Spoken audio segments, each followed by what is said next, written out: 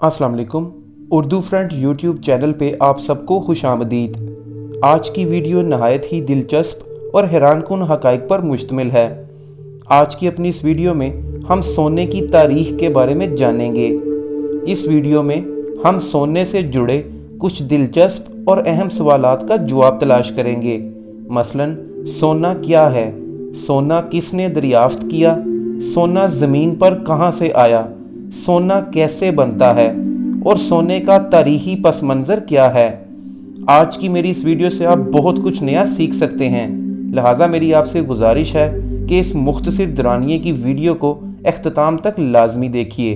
तो चलिए अब चलते हैं अपनी वीडियो की तरफ। गोल्ड या सोना एक चमकदार, नरम और पीले रंग की धात है जिसे इसकी लचक की वजह से किसी भी शक्ल में आसानी से डाला जा सकता है। सोना एक कीमती धात होने की वजह से दौलत की अलामत समझा जाता है और सदियों से रुपए पैसे के बदल के तौर पर इस्तेमाल होता आ रहा है। कदीम ज़मानों से सोना सिक्कों और ज़ेवरात में इस्तेमाल होता आ रहा है। ज़्यादातर धातें एल्यूमीनियम या चांदी की तरह सफ़ेद होती हैं। तांबा वाज़िया गुलाबी रंग का होता है, लेकिन सोना और सीज़ियम ऐसी दो धातें हैं जिनका रंग नुमायाँ पीला होता है। सोना अपनी प्योर फॉर्म में बेहद नरम होता है और इससे बने जेवर बड़ी आसानी से टूट जाते हैं। इस मसले के हल के लिए यानी सोने के जेवरात को पायदार बनाने के लिए सोने में दूसरी धातें मिलाई जाती हैं, लेकिन इससे सोने का असल रंग भी बदल जाता है और जेवरात की कीमत भी कम हो जाती है। सोना किसने दरियाफ्त किया? हज़ारों साल पहले एक बच्चा किसी कुदरती चश्मे में एक चमकदार चट्टान का टुकड़ा ढूंढता है और यूं नस्ले इंसानी पहली बार सोने की दात से मुतारिफ हो जाती है।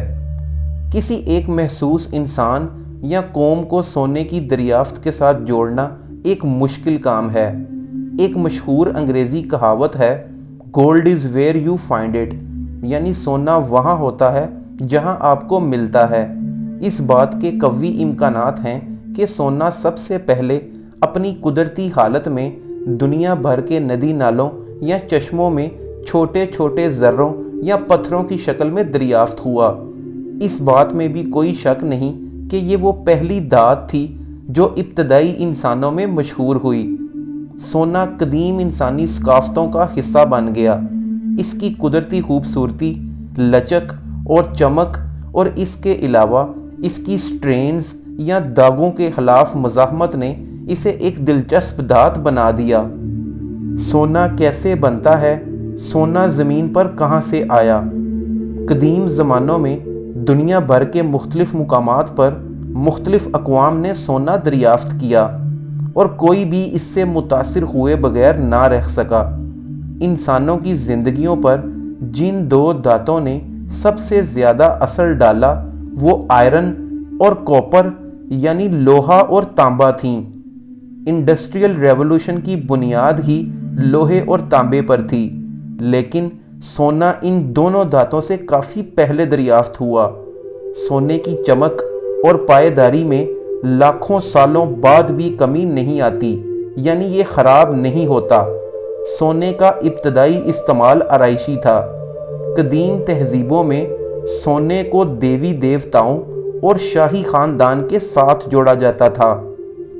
एक और मशहूर अंग्रेज़ी कहावत है, गोल्ड इज़ हेवनली, यानी सोना आसमानी है। सोना कैसे बनता है और फिर ये सोना ज़मीन पर कैसे पहुंचता है, इस बारे में दो थ्योरीज़ या नज़रियात हैं और इन दोनों थ्योरीज़ में स्टार्स यानी सितारे शामिल हैं। पहली थ्योरी के मुताबिक एक्सप्लोजन ऑफ सुपरनोवा स्टार्स या सुपरनोवा सितारों के धमाके के नतीजे में होने वाले एटमी फ्यूजन के दौरान सोने के एटम बनते हैं। दूसरी थ्योरी के मुताबिक न्यूट्रॉन स्टार्स की कोलिजन या तसादुम के नतीजे में गैमा रे बर्स्ट होते हैं, जिनको कायनात में होने वाले ताकतवर तरीन धमाकों में शुमार किया जाता है। अगस्त 2017 में दो न्यूट्रॉन सितारों के टकराने के पहले मुशाहिदे के दौरान ग्रेविटेशनल वेव्स یا کشش ثقل کی لہروں کا پتہ چلانے والے ڈیٹیکٹرز کے ذریعے ہیویئر ایلیمنٹس یا بھاری عناصر اور سونے کی موجودگی کے شواہد ملے۔ ان دونوں پاپولر تھیوریز میں جو چیز مشترک ہے وہ ایٹمی توانائی کی موجودگی ہے، جو ہلکے ایٹموں کو بھاری ایٹموں میں کنورٹ کرنے یا جوڑنے کے لیے ضروری ہے۔ سونا ہمیشہ سے ایک طاقتور چیز رہا ہے۔ سونے کے ساتھ قدیم انسان کی پہلی انٹریکشن یا ملاقات کی تاریخ تو کھوئی ہوئی ہے، لیکن امورٹیلٹی یعنی لافانیت، دیوتاؤں کے ساتھ اس کی وابستگی پوری دنیا کی بہت سی ثقافتوں میں عام ہے۔ ابتدائی تہذیبوں نے سونے کو دیوتاؤں اور حکمرانوں کے برابر قرار دیا اور ان کے نام پر سونا مانگا گیا، اور اس سونے کو ان کی گلوریفیکیشن یا عظمت کے لیے وقف کر دیا گیا۔ قدیم اور جدید تہذیبوں میں سونے کے بارے میں یہی سوچ پائی جاتی ہے۔ سونا، خوبصورتی اور طاقت ہمیشہ ساتھ ساتھ چلے۔ قدیم زمانے میں سونا مزارات اور بتوں، موسیٰ علیہ السلام کے دور کا بچڑا، پلیٹوں، پیالوں، گلدانوں اور ذاتی آرائش کی چیزوں یعنی زیورات کے لیے استعمال ہوتا رہا۔ گولڈ آف ٹروئے، خزانے کا ذخیرہ جو ترکی میں کھدائی کے دوران دریافت ہوا، قریباً 2600 قبل از مسیح پرانا ہے۔ یہ وہ وقت تھا جب سونے کی بہت زیادہ قدر کی جاتی تھی۔ سونا ابھی پیسے کے طور پر استعمال نہیں ہوتا تھا، لیکن اس کی ملکیت طاقت کی علامت تھی اور اسے مقدس مقامات کو سجانے کے لیے استعمال کیا جاتا تھا۔ قدیم ادوار میں جنگی قیدیوں، غلاموں اور مجرموں کو سونے کی کانوں پر مزدوری کرنے کے لیے بیچ دیا جاتا تھا۔ یونانیوں نے 500 قبل از مسیح تک بحیرہ روم اور مشرق وسطیٰ کے علاقوں میں سونے کی کان کنی کی۔ افلاطون اور ارسطو دونوں نے سونے کے بارے میں لکھا اور اس کی اصل کے بارے میں نظریات تشکیل دیے۔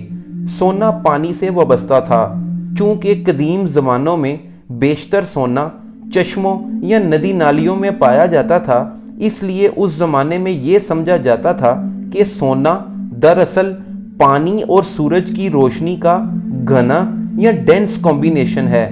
کان کنی کے طریقے اور سائنس قدیم تھی، لیکن یونانیوں نے اسکندر اعظم کی موت کے وقت تک پلرز آف ہرکلیز یعنی جبرالٹر سے مشرق کی طرف ایشیا مائنز اور مصر تک سونے کی کان کنی کی تھی۔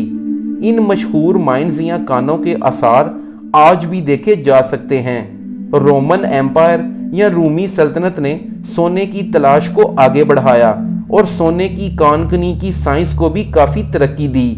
انہوں نے پانی کی نہروں کو سونے کی کانوں کی طرف موڑ دیا تاکہ آسانی کے ساتھ ہائیڈرولیکلی کانوں سے سونا نکالا جا سکے۔ اس کے ساتھ زیر زمین کان کنی بھی کی گئی۔ ہومر جو کہ ایک مشہور قدیم یونانی مصنف ہے، اس کی مشہور کتابوں ایلیاڈ اور اوڈیسی میں سونے کا ذکر ملتا ہے۔ ہومر نے سونے کو دیوتاؤں کی عظمت اور عام انسانوں میں ایک سٹیٹس سمبل کے طور پر لکھا۔ بائبل کے چیپٹر جینیسس میں بھی سونے کا ذکر ہے۔ دنیا کے قدیم ترین سونے چاندی کے تناسب کا ذکر 3100 قبل از مسیح پرانا ہے۔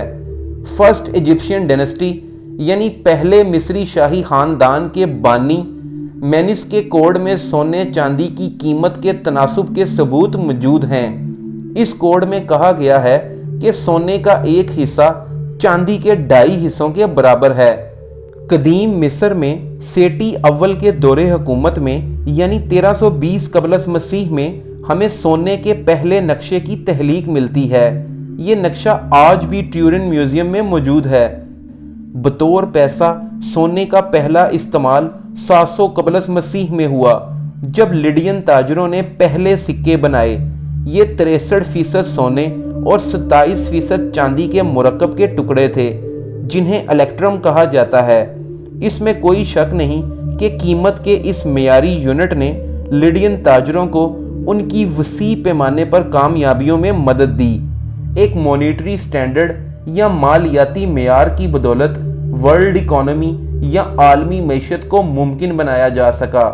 پیسے کے تصور نے دنیا کی معیشتوں کو وسعت اور ترقی کی اجازت دی۔